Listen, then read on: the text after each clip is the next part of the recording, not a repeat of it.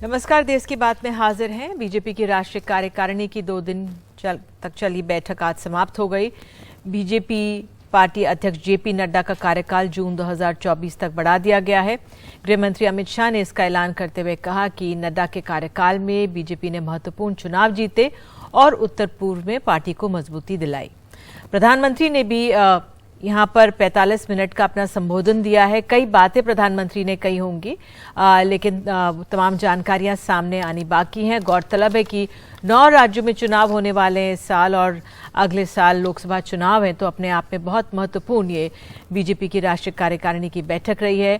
जो प्रधानमंत्री ने कहा है, जैसे जैसे जानकारी मिलेगी हम आपको बताएंगे, लेकिन फिलहाल जो बीजेपी पार्टी अध्यक्ष जेपी नड्डा का कार्यकाल बढ़ा दिया गया है। आइए सुनते हैं गृह मंत्री को। भूतकाल में भी इस प्रकार के अलग अलग मौकों के कारण राष्ट्रीय अध्यक्ष के कार्यकाल को एक्सटेंशन दिया गया। इसी परंपरा का अनुसरण करते हुए श्री जगत प्रकाश नड्डा जी को राष्ट्रीय कार्यकारिणी ने आज सर्वानुमत प्रस्ताव किया है।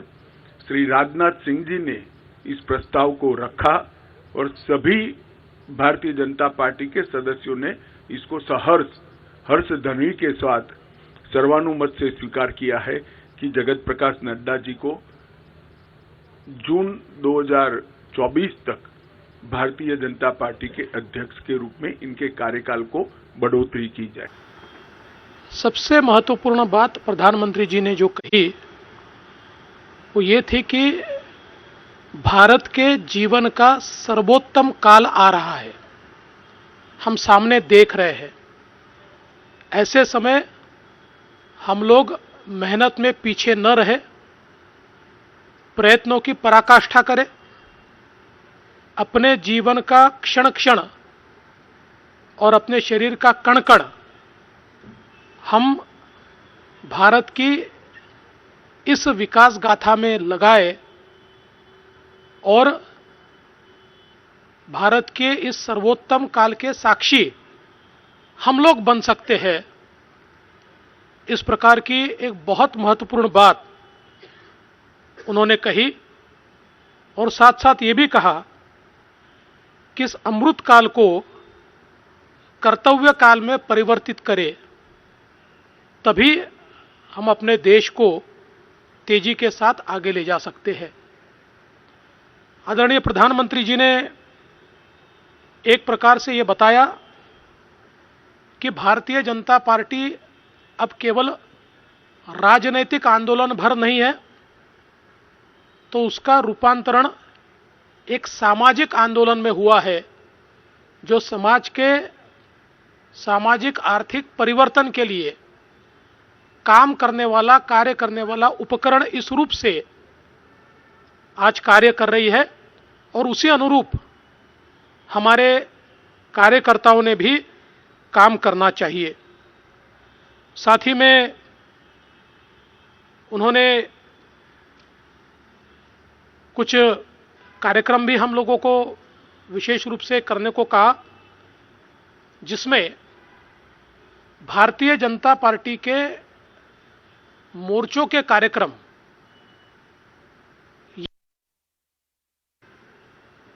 बॉर्डर विलेजेस के साथ हमारा संपर्क ज्यादा बने, उनका मेन स्ट्रीमिंग ये हम लोग कर पाए और वहां पर हमारी एक्टिविटी बढ़े, ताकि हमारा संपर्क सूत्र भी वहां बने और हमारी विकास की योजनाएं भी बॉर्डर तक पहुंचे।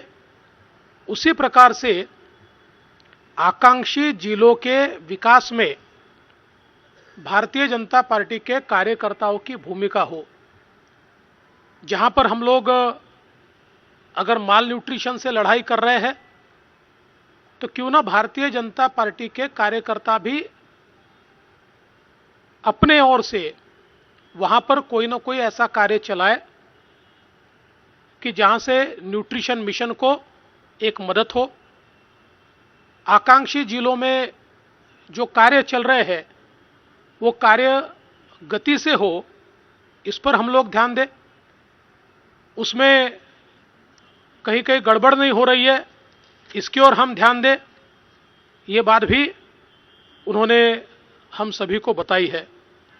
इसके साथ साथ एक भारत श्रेष्ठ भारत इस संकल्प को दोहराते हुए हमारे सारे राज्य एक दूसरे के साथ समन्वय करें, एक दूसरे के भाषा को, कल्चर को हम किस प्रकार से अपनाएं, किस प्रकार से उसके साथ हम लोग एक भावनात्मक रूप से जुड़े, इसके भी कार्यक्रम हो। जिस प्रकार से काशी में तमिल संगमम हुआ, उसी प्रकार से हम लोग अलग अलग भाषाओं को साथ में लेकर इस भारत को एक भारत के रूप में कैसे तैयार करें, ये भी बात उन्होंने हम सबके सामने रखी। एक बहुत महत्वपूर्ण बात उन्होंने कही कि आज जैसे हमने बेटी बचाओ बेटी पढ़ाओ के माध्यम से विशेष रूप से जेंडर डिस्पैरिटी को दूर करने का प्रयास किया, और जिस प्रकार से उस बेटी को बचाने की कोशिश की जो बेटी समाज की कुरीतियों के कारण गर्भ में ही मारी जा रही थी, उन्होंने कहा इसी प्रकार से आज हमारी धरती माता की पुकार को भी हमें सुनना है। जिस प्रकार से हम लोग केमिकल्स का, फर्टिलाइजर्स का अनन्वित उपयोग करते हुए हमारी धरती माता को प्रदूषित कर रहे हैं, जिस प्रकार से आज इस प्रदूषण के कारण क्लाइमेट चेंज की विभीषिकाओं से, जलवायु परिवर्तन की विभीषिकाओं से हमें जूझना पड़ रहा है, हमको धरती माता की पुकार सुननी होगी और धरती माता की इस पुकार को सुनते हुए, चाहे वो प्राकृतिक खेती हो या एनर्जी ट्रांजिशन हो, इन सारे विषयों के ऊपर भारतीय जनता पार्टी को सरकार के साथ कदम से कदम मिलाकर चलना होगा। और इसमें हम किसानों को किस प्रकार से प्रेरित कर पाए, किस प्रकार से उनको मदद कर पाए, इसको एक मिशन के रूप में हम कैसे ले पाए, ताकि जलवायु परिवर्तन में और उसके खेती किसानी पर होने वाले परिणाम और उससे धरती माता पर होने वाले परिणाम, इसको हम कैसे दूर करें, इसके ऊपर भी हम लोग कार्य करें। आदरणीय प्रधानमंत्री जी ने ये भी कहा कि विशेष रूप से हम लोग 18 से 25 इस आयु की जो हमारी तरुणाई है, इस तरुणाई ने भारत के राजनीतिक इतिहास को देखा नहीं है। उन्हें यह पता नहीं है कि भारत में पिछली सरकारों में किस प्रकार से अनाचार, दुराचार और भ्रष्टाचार देखा गया, किस प्रकार का कुशासन था और कहां भारत आज चलते हुए आया है और किस प्रकार से हम सुशासन की ओर जा रहे हैं। इसलिए 18 से 25 इस आयु के जो हमारे युवा है, इनमें भी जागृति तैयार करना, इनको भी लोकतंत्र के मूल्यों के साथ जोड़ने की कोशिश करना, और साथ साथ किस प्रकार से के कुशासन से हम सुशासन की ओर आए हैं, ये बताकर उनको सुशासन के साथ जोड़ना, और सुशासन का महत्व क्या है, सुशासन से देश कैसे परिवर्तित होता है, ये सारी बातें उन तक पहुंचाने का काम भी भारतीय जनता पार्टी को आने वाले दिनों में करना है। साथ साथ भारतीय जनता पार्टी भाजपा जोड़ो अभियान चलाएगी, जिसमें सभी लोगों को भारतीय जनता पार्टी के साथ जोड़ने का प्रयास हम करेंगे। और प्रधानमंत्री जी ने एक बात बहुत स्पष्टता से बताई कि हम लोगों को संवेदनशीलता के साथ समाज के सभी अंगों के साथ अपना रिश्ता जोड़ना है। आज भारतीय जनता पार्टी सभी समाजों तक पहुंची है, लेकिन कहीं पर अगर कोई कमी है भी दूर करना होगा। और साथ साथ ये भी संदेशा उन्होंने दिया कि ये सारी चीजें करते हुए केवल वोट की चिंता मत कीजिए, वोट के लिए ये सारी चीजें मत कीजिए, हमें देश और समाज को बदलना है, ये हमारा कर्तव्य है। कोई वोट दे या न दे, अगर हम इस सामाजिक काम को आगे करते जाएंगे, लोगों को जोड़ते जाएंगे, तो लोग हमारे साथ जुड़ेंगे। इसलिए कोरी राजनीति का विचार न करते हुए हम समाज नीति को लेकर किस प्रकार से अपने देश के इस अमृत काल को नए रूप से परिभाषित कर पाए, इसकी ओर भारतीय जनता पार्टी ज्यादा ध्यान दे। एक और चीज प्रधानमंत्री जी ने भारतीय जनता पार्टी के हम सभी को बताई है कि भारतीय जनता पार्टी एक ऐसी पार्टी है जिसमें बड़े पैमाने पर सदस्यता होती है और एक लोकतांत्रिक प्रक्रिया से यहां सभी का चयन होता है, लेकिन हम लोग इन सदस्यों का सम्मेलन नहीं करते। और इसलिए उन्होंने भारतीय जनता पार्टी को यह सूचना की है कि जो हमारे प्राथमिक सदस्य हैं, जो हमारे प्राइमरी मेंबर्स हैं, ये प्राइमरी मेंबर्स का भी हम लोग एक सम्मेलन करें, हर डिस्ट्रिक्ट में वो सम्मेलन करें और उसकी भी रचना आने वाले दिनों में भारतीय जनता पार्टी करेगी। कुल मिलाकर मैं ये कहना चाहता हूं कि आज का भाषण ये किसी राजनीतिक नेता का भाषण नहीं था, किसी पॉलिटिकल लीडर का भाषण नहीं था, एक स्टेट्समैन का भाषण था, जिसमें पार्टी से भी ऊपर देश और देश के लिए पार्टी, इस प्रकार की संकल्पना हमारे सामने प्रधानमंत्री जी ने रखी है। और मेरा विश्वास है कि जो मार्ग प्रधानमंत्री जी ने दिखाया है उस पर भारतीय जनता पार्टी चलेगी और इन सारे संकल्पों को पूरा करेगी, क्योंकि प्रधानमंत्री जी ने एक बहुत अच्छी बात कही कि जो संकल्प करता है वही इतिहास रचता है, और भारतीय जनता पार्टी को संकल्प भी करना है और भारत के लिए इतिहास भी रचना है। कोई सवाल हो? न्यूज़ 24 से गौरव।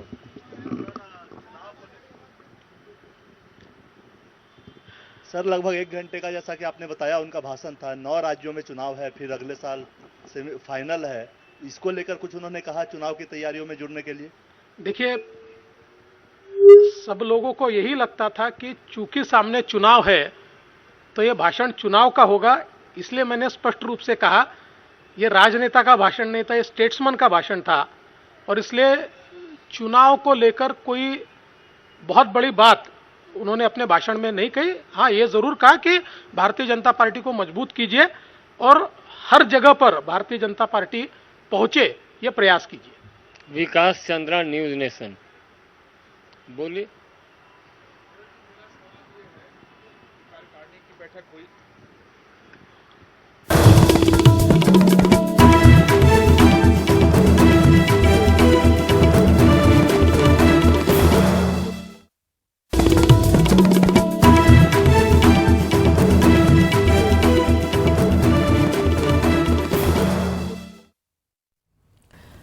वाराणसी और उज्जैन की तरह अब मथुरा में भी उत्तर प्रदेश सरकार बांके बिहारी मंदिर का कॉरिडोर बनाने की तैयारी में है। इस कॉरिडोर के खिलाफ मंदिर के पुजारी और बांके बिहारी मंदिर के आसपास के दुकानदार विरोध प्रदर्शन कर रहे हैं। उत्तर प्रदेश सरकार 5 एकड़ में बांके बिहारी कॉरिडोर बनाएगी, जिसके लिए जमीन का सर्वे कराया जा चुका है। कितनी तकलीफ आपको जब आपने सुना कि सब टूटेगा? सब इतनी तकलीफ है मेरे कि मुझे तो मार दो। हम मर जाएंगे। हम अपने बच्चों को भी ले लेंगे, बुलडोजर के आगे बैठा देंगे, हम खुद बैठेंगे बुलडोजर के आगे, लेकिन हम वृंदावन में बुलडोजर नहीं आने देंगे। ये बंद दुकानें और सुनसान गलियां वृंदावन के बांके बिहारी मंदिर की हैं। यहाँ के पुजारी, पंडे, दुकानदार प्रस्तावित बांके बिहारी मंदिर कॉरिडोर का विरोध कर रहे हैं। यहाँ के पुजारियों और दुकानदारों ने अपने खून से खत लिखकर यूपी के मुख्यमंत्री योगी आदित्यनाथ और प्रधानमंत्री मोदी को कॉरिडोर न बनाने की अपील की। 70 साल की बुजुर्ग शकुंतला देवी बांके बिहारी मंदिर के ठीक पीछे रहती हैं। हमें देखते ही हाथ जोड़कर रोने लगती हैं। कहती हैं कि कॉरिडोर की वजह से इनका घर टूटा तो बांके बिहारी से दूर हो जाएंगी, इसलिए पहले ही सरकार उन्हें जहर देकर मार दे। जीवन हमारा नहीं रहे, नहीं बड़े भाई, नहीं हम तनों का हमारा मरण नहीं है जा ठाकुर जी, तो हमें जो सरकार हमें जिंदे रहना है, हमारे पर वो चला दे भैया और हमारे जहर देके हमें मार दे। बांके बिहारी मंदिर कॉरिडोर को बनाने के लिए यूपी सरकार ने हाईकोर्ट के आदेश के बाद मंदिर के आसपास 5 एकड़ की जमीन चिन्हित की है, जिसमें सब मिलाकर 300 से ज्यादा घर, मकान और कुछ मंदिर भी शामिल हैं, जिनका ध्वस्तीकरण किया जाएगा। सरकार का कहना है कि लोगों को घर और दुकानों का मुआवजा दे दिया जाएगा। सबसे ज्यादा विरोध करने वाले मंदिर के ही महंत और पुजारी हैं। ये गद्दी है, अब गद्दी को अपनी को छोड़ के कहाँ जाएंगे। आज 400-500 वर्ष से हम लोग रह रहे हैं यहाँ, उसका नाश किया जा रहा है, क्या मतलब है। ये विरोध प्रदर्शन देखते हुए मथुरा की सांसद हेमा मालिनी लोगों को समझाने वृंदावन पहुंची थी। हमारा भी रिस्पॉन्सिबिलिटी है कि कॉरिडोर बने तो वृंदावन एज इट इज रहे। मैं भी चाहती हूँ कि वो प्राचीन काल का जो स्वरूप है वृंदावन का, वो वैसे के वैसे रहे। उसके हिसाब से ही जो कॉरिडोर बनेगा वैसे बनेगा। वृंदावन कॉरिडोर के खिलाफ वृंदावन के पुजारी सुप्रीम कोर्ट पहुंच गए हैं। पूरे मामले पर सुप्रीम कोर्ट 23 जनवरी को सुनवाई करेगा। ये बांके बिहारी मंदिर है वृंदावन का, और इसी मंदिर के दर्शनों में सुगमता हो, सरलता हो, इसके लिए कॉरिडोर बनाया जा रहा है। लेकिन यहाँ के ब्रजवासी इसका विरोध कर रहे हैं। वैसे तो पुराणों में कहा गया है कि जो श्री कृष्ण के सखा सखी, उनके ग्वाल बाल थे, वही हर जन्म में यहाँ पैदा होते हैं और ब्रज में उनका निवास रहता है।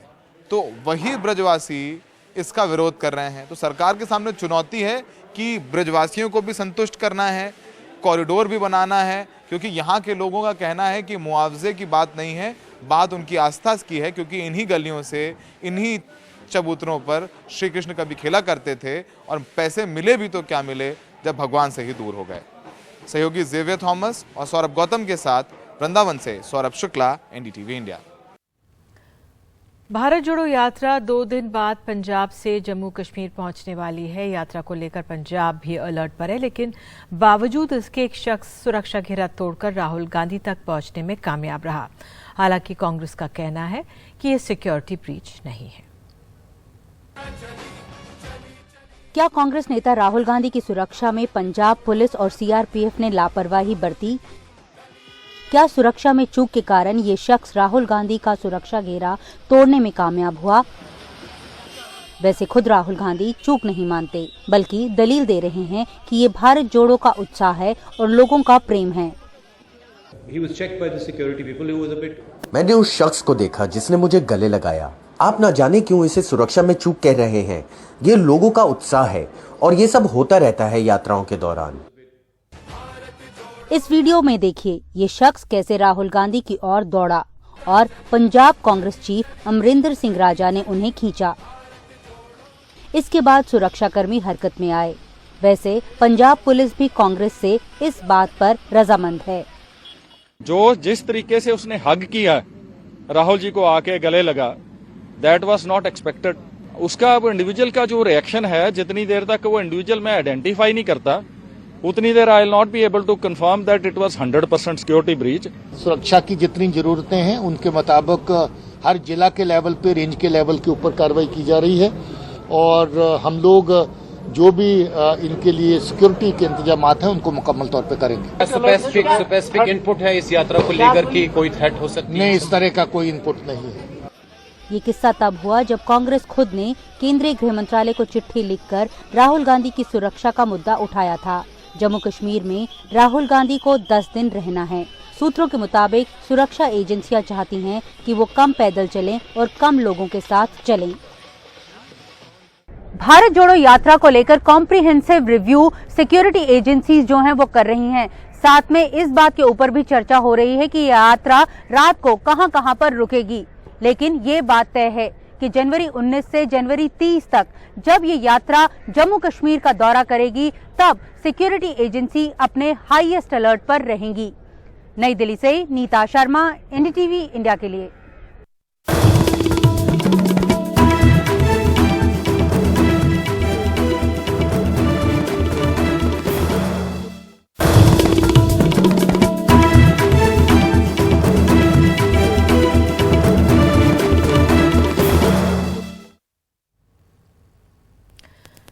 दिल्ली के पुराने किले में फिर से खुदाई की जा रही है। कोशिश दिल्ली के अतीत और इतिहास के बारे में जानकारी हासिल करने की है।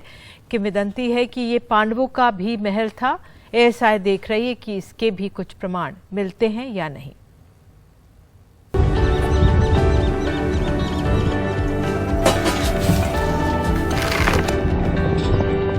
ये गहराई अतीत में दबे इतिहास को खंगालने और जानने को लेकर है। दिल्ली का पुराना किला, जहां मुगल और मौर्य ही नहीं उससे पहले के साक्ष्य भी मिले हैं। अब नए सिरे से चल रही सफाई और खुदाई इसकी और गहराई तलाशने को लेकर है। मौर्य काल से लेके और मुगल काल तक के लगातार सांस्कृतिक क्रम हमको यहाँ खुदाई में मिलता है। हर काल के यहाँ स्ट्रक्चर्स हैं और ह्यूमन एक्टिविटीज हैं, डिफरेंट किस्म की एंटिक्विटीज यहाँ पे हमको प्राप्त हुई है। प्राचीन यदि हम साहित्य की बात करें तो इस स्थल को हमेशा से ही महाभारत के इंद्रप्रस्थ से जो है आइडेंटिफाई किया जाता है और उसी से इसको कोरिलेट किया जाता है। पुराना किला की खुदाई में अब तक निकले सामान यहाँ बने म्यूजियम की शोभा बढ़ा रहे हैं। अब तक 4 बार यहाँ खुदाई हुई है। जो भी मिला सब यहाँ रखा है। सबसे पहली बार 1954 में यहाँ खुदाई हुई, तब शुंग और कुषाण काल के अवशेष मिले। फिर 1969 और 1973 में हुई खुदाई में 8 कालों के अवशेष मिले। 2013 और 2017 की खुदाई में मौर्य काल और उसके पहले के इतिहास का तथ्य मिल चुका है। दिल्ली में पुराना किला ही एकमात्र ऐसा स्थल है जहां हम लगातार जो है 2500 साल के इतिहास को देख सकते हैं। तो यही प्लान किया गया है कि हर काल के स्ट्रक्चर को ओपन करके कंजर्व करके लोगों को देखने के लिए इसको खुला रखा जाए। नई खोज को लेकर खुदाई। आज की ये कोशिश अतीत में झांकने की है, पता करने की है कि आखिर यहाँ कितना 1000 साल पुराना इतिहास दबा है, ताकि आज और आने वाले कल को अतीत से रूबरू करवाया जाए। नई दिल्ली से परिमल कुमार, एनडीटीवी इंडिया। निर्देशक राजकुमार संतोषी की आने वाली फिल्म गांधी गोडसे एक युद्ध अपने विषय की वजह से विवादों में है। फिल्म को बैन करने की मांग उठ रही है। फिल्म के निर्देशक राजकुमार संतोषी ने गांधी गोडसे से लेकर पठान तक पर अपनी प्रतिक्रिया दी है। उन्हीं के आगे घुटने टेकने पर मजबूर कर दिया हमें इस गांधी ने। पर क्या करें, गांधी सरकार से बड़ा है, गांधी कानून से बड़ा है, गांधी देश से बड़ा है, महात्मा है। कैसे रोका जाए उसे? गांधी गोडसे विवादित विषय पर बनी फिल्म, जिसमें कल्पना का सहारा लेते हुए निर्देशक ने महात्मा गांधी और नाथूराम गोडसे को आमने सामने ला खड़ा किया और शुरू हुआ विचारधाराओं का युद्ध। गर्व करना चाहिए या शर्म, इसका फैसला तो इतिहास करेगा। ये है हमारा हिंदू राष्ट्र। एक दिन यहाँ पर भगवा लहराएगा। मेरे साथ असगर वजाद साहब राइटर जिन्होंने प्ले लिखी थी, वो साथ में थे, तो हम दोनों एक दूसरे को चेक करते थे। अगर ऐसा लग रहा है असगर साहब को नहीं मेरे जो है झुकाव जो है गोडसे की तरफ जा रहा है, तो मुझे टोक देते थे। उसी तरह का मुझे ऐसा लगे कि नहीं असगर साहब आप जरा गांधी जी का पक्ष ज़्यादा ले रहे हैं, तो मैं उनको टोक देता था। तो दोनों एक दूसरे को चेक करते हुए ये स्क्रीन प्ले जब मैं लिख रहा था तो मैंने उनको साथ पे रखा। विषय समकालीन है और विचारधाराओं की जंग आज भी है, और इसलिए कुछ राजनीतिक पार्टियों ने फिल्म को बैन करने की मांग कर दी। गांधी बनने में पूरी उम्र लग जाती है। बात मेरी या गांधी की नहीं है, बात देश की। जो फिल्म एक बार सेंसर हो जाती है, हमें रिस्पेक्ट करनी चाहिए। जैसे कानून की हम रिस्पेक्ट करते हैं, अदालत में जब एक फैसला हो जाए तो अगर अपील भी करना है तो हायर कोर्ट में जाते हैं, लेकिन सड़क पे उतर के अगर हमने तोड़फोड़ करना शुरू कर दिया, ये गलत बात है।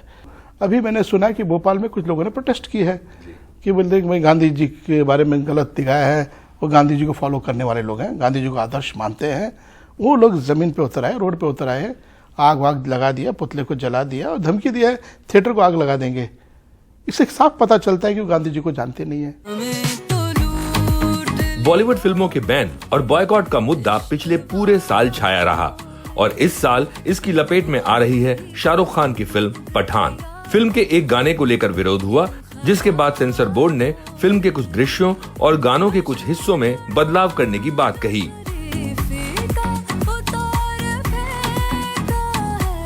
कुछ लोगों ने उसका प्रोटेस्ट किया है, उसके बाद भी अगर फिर रिवाइज करने के लिए बुला रहे हैं, ये अच्छी बात नहीं है।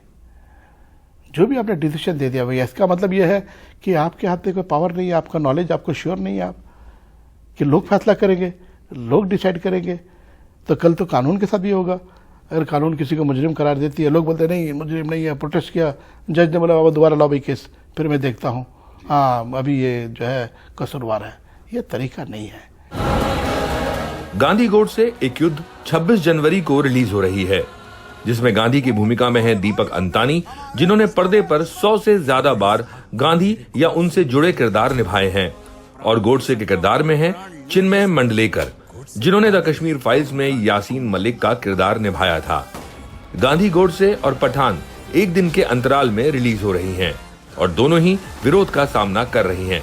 मुंबई से प्रशांत सिसोदिया की रिपोर्ट। ठंडी है, झूठा है, शत्रु है वो हिंदुओं का, हिंदू राष्ट्र का।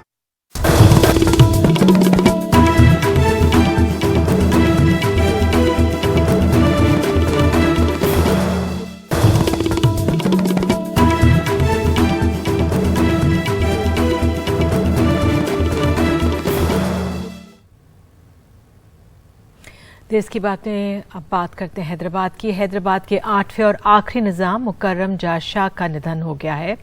14 जनवरी को तुर्की के इस्तांबुल में 89 वर्ष की उम्र में उनका निधन हुआ। आज उनका पार्थिव शरीर भारत में हैदराबाद लाया जाएगा, जिसके बाद उसे चौह महल्ला पैलेस ले जाया जा रहा है और उसके बाद आसफ जाही परिवार के मकबरे पर दफनाया जाएगा। निजाम की आखिरी इच्छा मातृभूमि में दफनाए जाने की थी।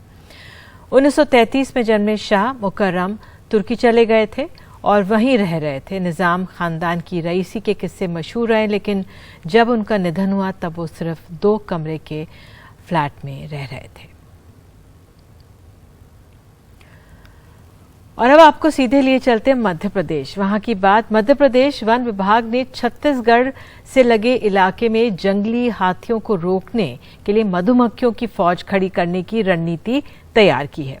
25 पन्नों के दिशा निर्देश में 9 से ज्यादा मुख्य बिंदुओं के जरिए विभाग ने बताया कि हाथी मधुमक्खियों से बहुत डरते हैं, क्योंकि वे हाथी की आंख और सूंड में डंक मारती हैं। मधुमक्खियों की आवाज हाथियों को परेशान करती है, इसलिए हाथी उस इलाके से दूर भागते हैं। एक रिपोर्ट। मध्य प्रदेश वन विभाग कुछ यूं रीवा और आसपास के इलाके में जंगल से सटे गांव में मधुमक्खियों के शहद वाले डिब्बे बंटवाने की तैयारी में है। इन्हें उन इलाकों में रखा जाएगा जहां से हाथी इंसानी बसाहट में घुस सकते हैं। फिलहाल विंध्य और महाकौशल में 66 जंगली हाथियों का झुंड घूम रहा है। ये एक एसओपी जारी किया गया है जो उनको करना चाहिए फील्ड में, फॉरेस्ट वालों को भी, और उसमें आप देखे होंगे तो उसमें सबके दायित्व निर्धारित है। मतलब जो प्रशासन को क्या करना है, पुलिस को क्या करना है, वेटरनरी वालों को क्या करना है। बीज जब हमला करती है ना तो किसी के भी मतलब यानी वो कैन बी फेटल है ना एनकाउंटर, तो वो मतलब कई मतलब इस कारण से वो करती है। जब वो स्वामिंग होती है ना, उसकी जो आवाज आती है तो वो काटती है, तो उस चक्कर में जो है वो उसे अवॉइड करती है। हाल के दिनों में हाथियों के हमले में 26 लोगों की मौत की खबर आई है। वहीं कई मामले शिकारियों की बेरहमी के भी सामने आए हैं। बांधवगढ़ टाइगर रिजर्व बाघों के लिए विख्यात है, लेकिन कुछ सालों से जंगली हाथियों का भी यहाँ बसेरा है। यहीं के पनपथा बफर परिक्षेत्र में एक जंगली हाथी को न सिर्फ जहर देकर मारने का आरोप है, बल्कि उसे बेरहमी से जला भी दिया गया। महीने भर बाद अब वन विभाग जांच की बात कह रहा है। कुछ लोग बताए कि आज से कहते हैं कि जला करके उसको खत्म कर दिए। फिर हम लोग आए तो गाड़ी के निशाना पाया, वहाँ माने आग का राख जो होता है वो धूल मिला, वहाँ पर गाड़ी थी। इसकी पहले हम पुष्टि कराएंगे जांच दल एक भेजकर, और इसकी फॉरेंसिक और डॉग स्क्वाड द्वारा एक सर्च और वो पूरी जानकारी इकट्ठी की जाएगी। यदि ऐसी कोई घटना हुई है तो विधिवत सैंपल कलेक्ट करके और फिर उसके बाद आगामी कार्रवाई की जाएगी, और इसमें जो भी दोषी होंगे, अगर ऐसी घटना पाई जाती है और इसमें कोई दोषी सम्मिलित पाए जाते हैं तो फिर जो हमारी विधि अनुरूप जो कार्रवाई है, लीगल कार्रवाई, वो की जाएगी। बहरहाल हाथियों और इंसान का संघर्ष कम हो, इसके लिए मधुमक्खियों के अलावा ट्रेंच यानी खाई बनाने का भी फैसला लिया गया है। बिजली की गैर घातक फेंसिंग, हाथी मित्र लोगों से उनसे दूर रहने की गुजारिश करेंगे, पटाखे फोड़कर उन्हें भगाने की कोशिश जैसे उपाय भी किए जाएंगे। हाथी 40 किलोमीटर प्रति घंटे की रफ्तार से भी ज़्यादा तेज दौड़ सकता है, सो उसके सामने हुसैन बोल्ट बनना बेकार है। बेहतर है इन बेज़बानों को अपने घर में रहने दें। इंसानों को चाहिए कि वो जंगल में अपना घर ले जाने से बचें, और अगर लड़ाई करनी ही है तो इंसान से बेहतर लड़ाई मधुमक्खी कर सकती है। रीवा से अपने सहयोगी जावेद, शहडोल से विनय और भोपाल से कैमरा पर्सन रिजवान खान के साथ अनुराग द्वारी, NDTV इंडिया।